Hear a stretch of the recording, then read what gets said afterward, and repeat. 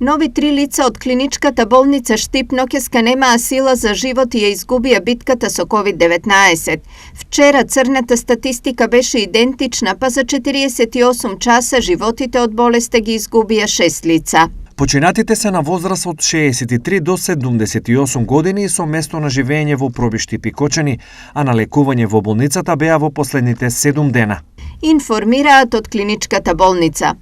Во моментов хоспитален третман имаат 61 лице, што е сколемен просек во последните неколку денови.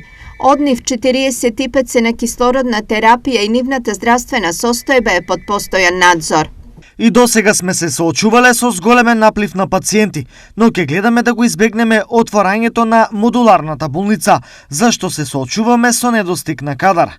Доколку капацитетот на инфективност се исполни, ќе бидеме во координација со останатите ковид центри за преземање на пациенти. Појасни за телевизија Стар директорот на клиничката болница Штип Ален Георгиев. Нешто поспокојна состојбата е во Кочани.